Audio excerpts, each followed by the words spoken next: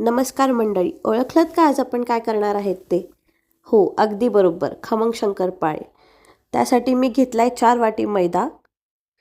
त्यामध्ये मी घालणार आहे मीठ, धने जिरे पूड, ओवा जो चोळून घालायचा आहे व्यवस्थित म्हणजे चव येते, आणि जिरे.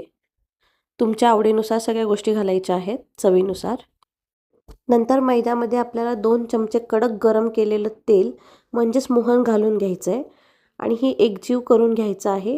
ते चमच्यानेच करा म्हणजे तुमच्या हाताला चटके बसणार नाहीत. त्याचा असा गोळा तयार झाला पाहिजे. नंतर पाणी घालून घेऊन ते तुम्हाला व्यवस्थित तिंबून घ्यायचं आहे. गोळा घट्ट करायचा आहे, पातळ नाही.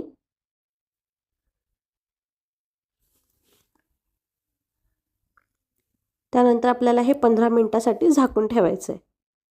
15 मिनिटानंतर परत पोळपाटाला तेल लावून व्यवस्थित एकदा तिंबून घ्यायचं आहे आणि पोळीसारखं सगळ्या बाजूनी एक समान लाटून घ्यायचं आहे.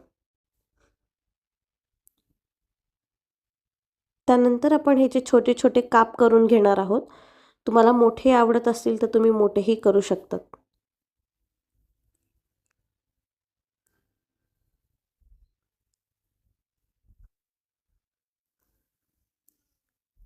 नंतर हे एका प्लेटमध्ये काढून घेऊन तेल व्यवस्थित गरम झाल्यानंतर हे थोडे थोडे करून गरम तेलात सोडायचे आहेत आणि व्यवस्थित मोकळे करून घ्यायचे आहेत आणि लालसर होईपर्यंत तळायचे आहेत.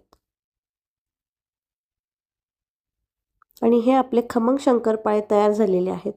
तुम्ही ह्याच्यावर तिखट आणि चाट मसाला घालूनही खाऊ शकता. Bye bye.